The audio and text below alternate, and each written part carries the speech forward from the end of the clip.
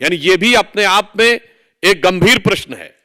और उससे दुखद बात यह है कि तृणमूल कांग्रेस के नेता इस विषय के लिए नौटंकी जैसे शब्दों का प्रयोग करते हैं।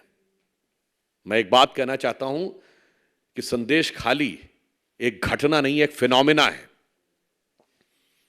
जो लोग कहते हैं ना कि इतिहास को भूल जाओ, तो मैं याद दिलाना चाहता हूं, यह एक फिनोमिना है जिसने बंगाल को पिछली शताब्दी और उससे पहले की शताब्दी से भी बर्बाद किया है। एक जनश्रुति है बंगाल में कि सिराजुद्दौला के जमाने में इसी प्रकार की घटनाएं होती थीं।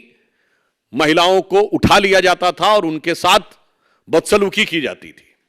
और मैं यह भी याद दिलाना चाहता हूं, ये संदेश खाली सिर्फ संदेश खाली नहीं है। आज से ठीक 78 साल पहले जो नोआखाली में हुआ था, वही आज संदेश खाली में उसकी शुरुआत है। 16 अगस्त 1946 को जब बंगाल के तत्कालीन मुख्यमंत्री शहीद हुसैन सोहरावर्दी ने पूरे पुलिस प्रोटेक्शन में हिंदुओं का नरसंहार कराया था, जो सोहरावर्दी ने किया था, उसी नक्शे कदम पे ममता बनर्जी है। तो नोआखाली से लेकर संदेश खाली तक ये बंगाल के दर्द की एक दर्दनाक दास्तां है, जो सिर्फ इस बात पर प्रेरित है कि 46 में भी ये सोचते थे कांग्रेस के नेता कि चुप बैठे रहो, बस हमारा अभी का राज बचा रहे, आगे बंगाल को जो होना है वो हो जाने दो। और बंगाल आधा चला गया हमारे हाथ से। आज वही मानसिकता है कि कट्टरपंथी आपराधिक तत्वों को संरक्षण दिए रहो, फिलहाल की अपनी सत्ता बचाए रखो, भविष्य में जो होना है वो होता रहे। इसलिए यहां पर जो लोग कार्रवाई नहीं कर रहे हैं और जो मौन समर्थन दे रहे हैं, उनके लिए मैं कहना चाहूंगा कि समर शेष है नहीं पाप का, भागी केवल व्याध। व्याध समझते हैं ना, कसाई। समर शेष है नहीं पाप का, भागी केवल व्याध, जो तटस्थ हैं समय लिखेगा उनका भी अपराध। यह ध्यान रखना होगा कि जो लोग भी आज चुप बैठे हुए इन घटनाओं पे। और मैं इसके आगे दूसरा विषय कहता हूं, कर्नाटक में मंदिरों पर टैक्स, उससे पहले भी इस प्रकार की कई बातें आई हैं। अनाप शनाप उल्टे सीधे बयान। कर्नाटक के कांग्रेस के पूर्व कार्यकारी अध्यक्ष रहे और वर्तमान के पीडब्ल्यूडी मिनिस्टर सतीश जारकिहोली हिंदू शब्द को गंदा कह चुके हैं। खड़गे साहब के बेटे क्या क्या बोल चुके हैं। इवन मैं भी याद दिलाना चाहता हूं, कर्नाटक में भी दलित कांग्रेस के नेता थे, दलित थे, अखंड श्रीनिवास मूर्ति, उनके यहां भी यही तगड़े वाले वोट बैंक ने हमला कर दिया था। अपने नेता के लिए भी पीछे हट गए थे।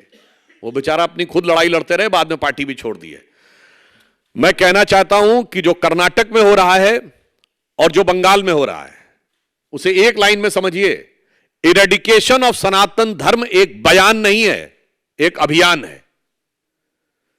इरेडिकेशन ऑफ सनातन धर्म यानी हिंदू धर्म का समूल नाश केवल एक बयान नहीं है, बल्कि एक अभियान है, जिसकी झलक आपको तमिलनाडु से लेके, कर्नाटक से लेके बंगाल तक समय समय पर दिखाई पड़ती रहती है।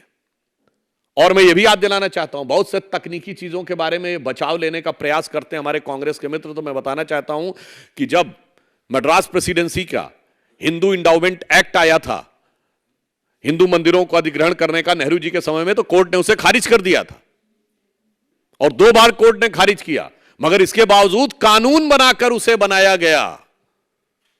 साहब, एक तरफ विचार यह है और दूसरी तरफ है वक्फ बोर्ड का कानून। देखिए साहब, कैसे तराजू पे तौला जाता है। आप यह समझिए, मैं सिर्फ एक बात कहना चाहता हूं कि कर्नाटक की सरकार या कांग्रेस और इंडी गठबंधन की सरकार मंदिरों पे टैक्स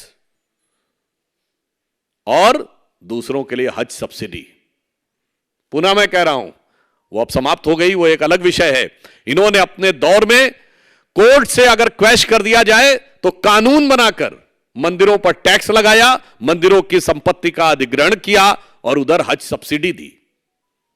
मुझे लगता है कि इस ढंग का जो दोहरा रवैया है, पुनः मैं कहना चाहता हूं, यह दर्शाता है कि इरेडिकेशन ऑफ सनातन धर्म एक बयान नहीं बल्कि एक अभियान है।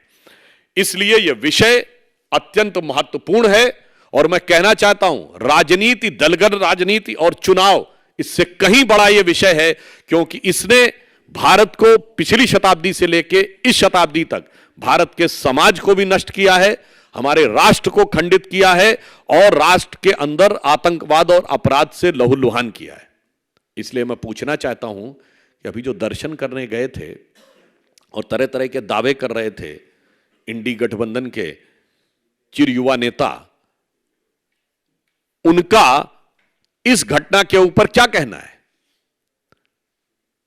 इस घटना के ऊपर जिस प्रकार का मौन उन्होंने धारण कर रखा है, बल्कि इसके विपरीत वो जिस प्रकार के टिप्पणी कर रहे हैं और सरकार जो कह रही है, इसे मैं गलती नहीं बल्कि यह अपराध कह रहा हूं और इस अपराध का उनको जवाब आने वाले समय में निश्चित रूप से देना होगा। मैं पुनः जहां से प्रारंभ किया था वहीं पे समाप्त करता हूं कि बंगाल की वह पावन भूमि जो बंगाली भद्र लोक के रूप में जानी जाती थी, वो आज महिलाओं के ऊपर अत्याचार होने वाले इस लोक के रूप में जिन लोगों ने उसकी छवि को डिस्टॉर्ट करने का प्रयास किया है, वो निश्चित रूप से आने वाले समय में जनता उनके अपराधों की समीक्षा करके उनको समुचित दंड देगी। धन्यवाद। Welcome to K-Mall, a premium project by Kaleen Group. K-Mall is in the heart of Kolkata's electronic, garment and lifestyle hub, Khidirpur. K-Mall, which is designed as a world-class mall, is the outcome of endless effort of our experts, combined with modern superb techniques and new age design. Book now